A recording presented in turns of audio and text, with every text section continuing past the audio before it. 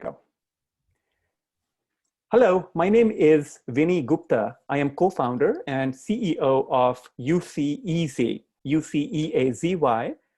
We are a college admissions company. The name stands for University and College Admissions Made Easy. And our mission is to simplify college admission for students whose parents were born outside the United States, immigrants. What I do is that on a lazy Friday afternoon like today, I would typically invite experts on certain topics to join me in educating our listeners on certain topics that can otherwise or sometimes be abstract or difficult to understand.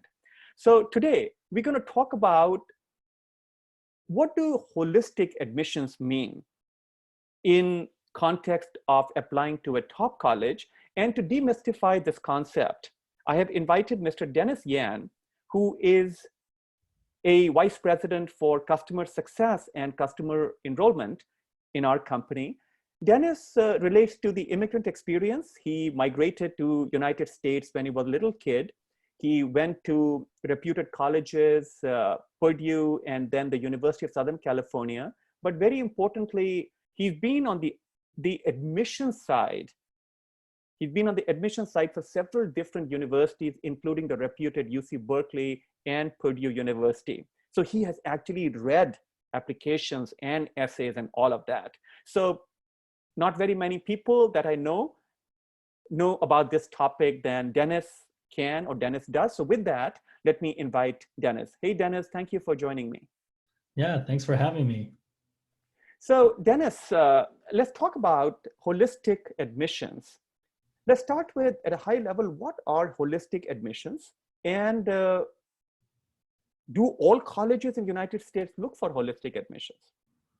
Yeah, that's a great question. So holistic admissions overall means that as a university, we're trying to understand the student on an individual basis. We're really trying to get to the heart of who this student is. It is more than just looking at the numbers. We're trying to understand the values, the belief system of this individual, and how well does this individual fit within our context of a university. And to your second question, no, not every university will be using holistic review.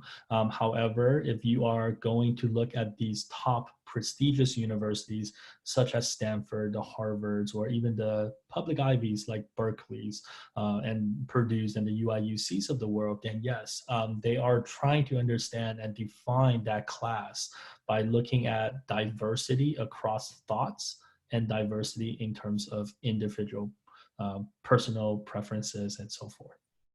So essentially what you said is that these top colleges, holistic admissions are looking at the entire set of characteristics of a student. And ultimately these top colleges are looking for a special or a unique student. And a lot of times you and I hear about academically excellent students, gifted students that unfortunately don't make it to these top colleges. And these students and parents are wondering, what more could we have done?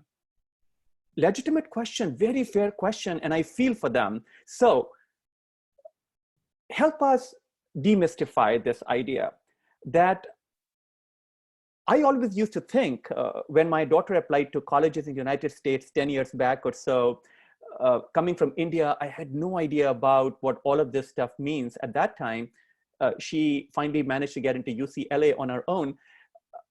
Demystify this holistic admissions for us. And other day when you and I, we were chatting, we were in a room with a whiteboard, you had this really cool idea about explaining this using job search in the corporate world, job search in the corporate world as an analogy.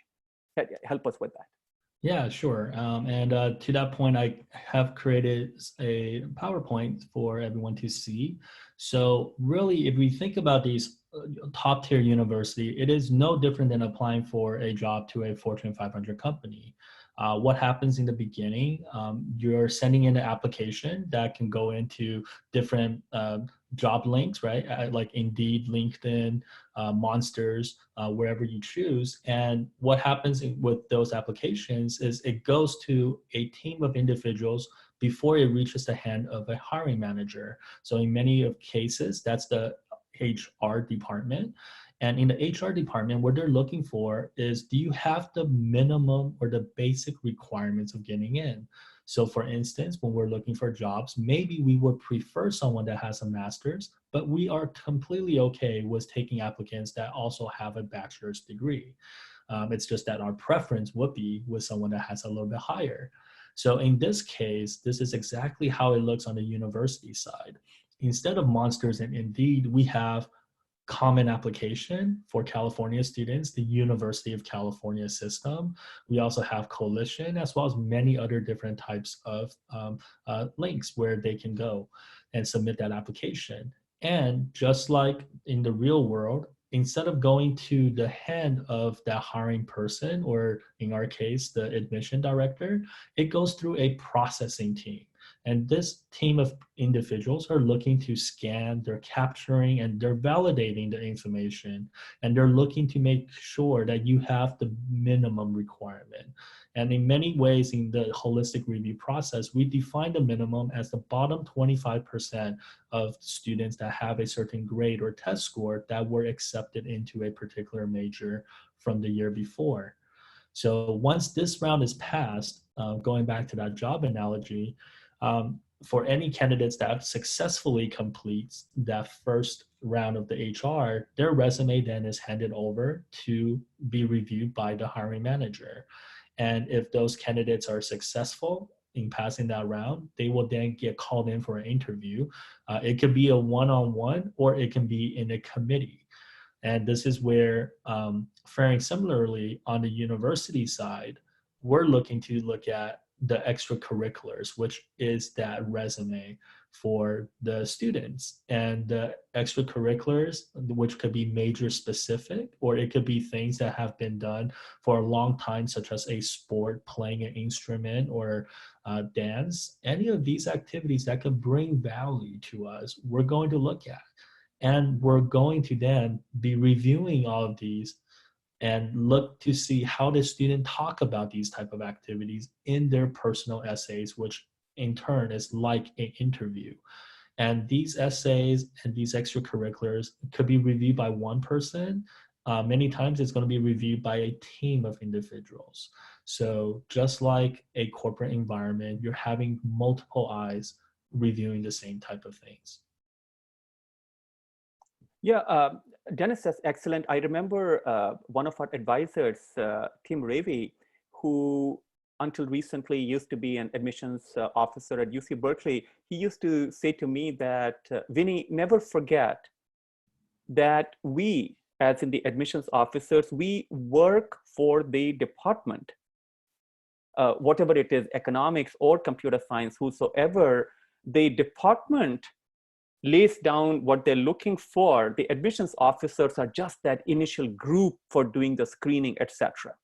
Right? It's similar to a corporate world that you are saying, that the HR people, human resources, are screening, but the ultimate decision is made by the hiring manager. And the hiring manager is looking for so many other things than just your resume. Right? Correct. Yeah, okay. We're looking to definitely understand the student better. Yeah, okay, okay. So basically for us to kind of summarize all of this is to really understand that many times when students are thinking about their grades, and going back to that example of students with stellar grades and test scores, their focus is really on that round one. But instead, what they should have done is really to focus their attention on developing that storyline and understanding how their extracurricular activities can showcase value added to that of the university. So the soft skills in the interviews are very important aspects of that, and understanding who that person is and understanding who they are themselves is a key part of getting accepted into a top tier university. So RD1, RD2 on your screen just says round one, round two. Correct. Yeah. So if you think of this as different rounds, really too many times are with students who are in that first generation families where grades and test score is something that is just so common for families from the immigrant experience that that is where they're putting their emphasis in. And they have these great test scores and great scores, but what they're missing is really understanding and that reflection, that self-reflection that we're hoping to get. Right, right. And to add to this, add to the complexity, a lot of students from the families that we work with, without guidance, they tend to do extracurricular activities that are non-differentiated. And that again goes away or takes them away from becoming that unique student that these top colleges are looking for through holistic admissions. Excellent. Dennis, so how does all this relate? Help us now connect what UC Easy does and what you explained. Yeah, so ultimately, if you can think of all of this as really two different parts. Earlier grade, it is all about building up the student profile. So who am I as a student? Why am I different, right? My differentiation for going into this particular field of study versus all these other people. And understanding your purpose behind that and doing purposeful activities that will then drive and showcase value later on is something that we're really looking to help the students build. And later on, we're going to teach the student about the university profile because there are over almost 4,000 universities out there. So how do you differentiate even then, maybe like an MIT versus a Harvard?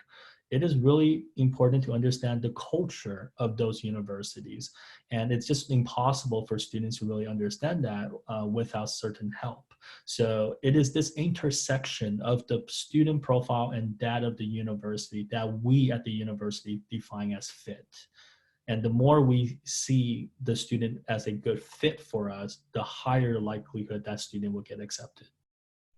Yeah, so essentially what you said is a couple of points. And the first is that not all top colleges are looking for the same thing. They have a different set of culture and the departments are looking for different things. And that could change year over year depending upon the leadership in that department and what their priorities are.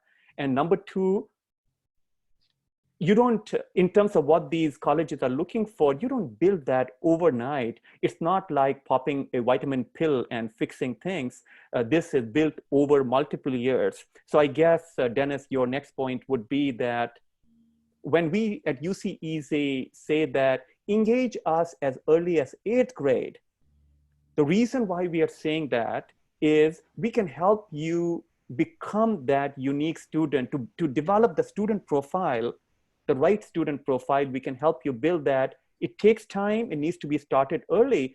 So a lot of parents ask us, applications happen in 12th grade. Why should I engage with you in 8th grade? The short answer is that if you want to become competitive in the application process in 12th grade, as far as top colleges are concerned, then you need to do the right things as Dennis is sharing on the screen. And these things have to be done early on. And there is no magic to it. It just takes time and it needs objective guidance from experienced people like the UC Easy team.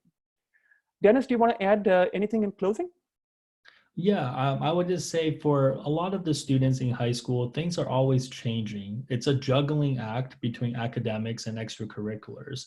Having a counselor come in and analyze and see where the student stands currently is going to make sure that they're using their time wisely and that they're actually going to be doing things that are purposeful and that they're not following the crowd. So they're not going to become that identical twin to somebody else, but an individual. And that is exactly what we at the universities want.